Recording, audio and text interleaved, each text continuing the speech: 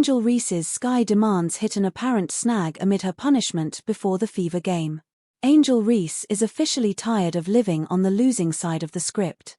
She made that clear when she told the Chicago Tribune, "I'm not settling for the same we did this year.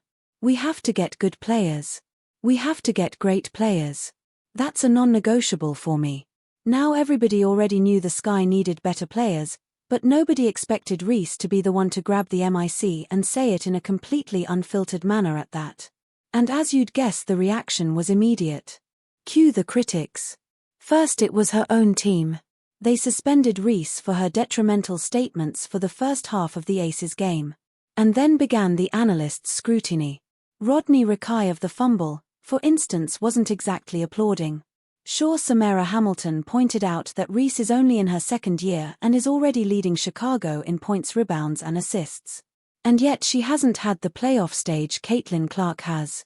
But Rakai took a harder stance. To him, Reese sounded more entitled than inspirational. In his words, there are people who have the ability to impact winning, and right now Angel Reese is not one of those players in your second year, which is fine. You can get better, but don't start stinking up the aura of the locker room with your frustration. Basically, Reese is stirring up the locker room before proving her playoff worth. Now there's another analyst who has given her opinions on the bad timing of it all.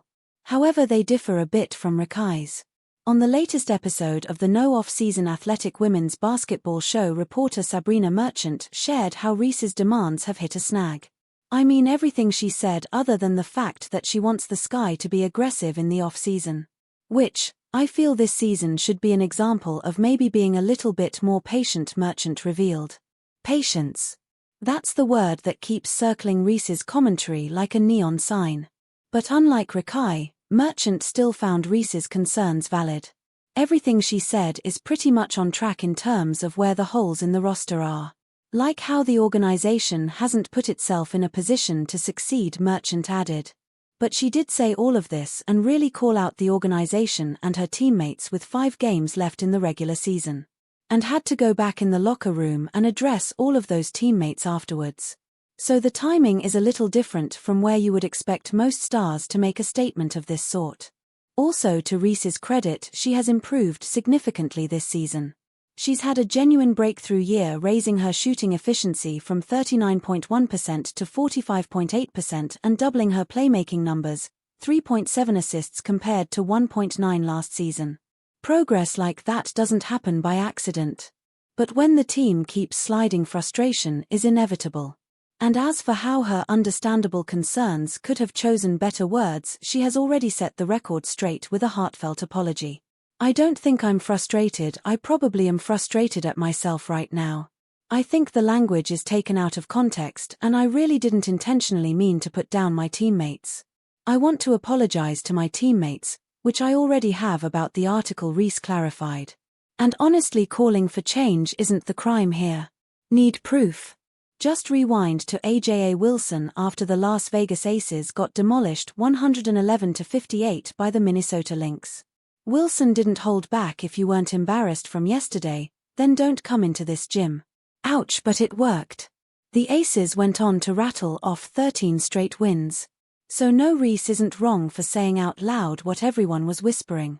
The sticking point was when she chose to say it. As Terica Foster Brasby summed it up, "I don't think it was the language. I think it was the timing. Drop those words in the off-season and maybe they land as bold leadership. Drop them mid-season and suddenly it's Chicago Sky Civil War." Still and all, Reese isn't taking all these controversies and misunderstood statements as the end of the world. She is doing what she does best, building her empire while advocating for women's sports. Angel Reese makes another off-court move. Angel Reese isn't just looking to dominate in the paint, she wants her voice heard everywhere. On Thursday, September 4th, it was announced that she's officially joining the Tegethixar ownership group. The collective, which launched in 2021 with the mission of pushing women's sports forward, just added a whole lot of star power to its roster. "It's huge for me," said Reese. "It means standing alongside women who aren't just legends in their sports, but real trailblazers in business and culture. They've opened doors for so many of us, and now I get to lock arms with them and keep pushing things forward. That's powerful.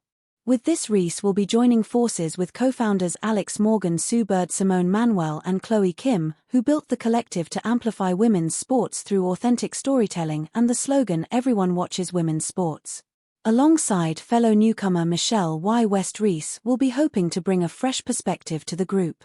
It's not so much about teaching them as it is about joining them and bringing a fresh perspective into everything they've already been doing so well, Reese told USA Today Sports.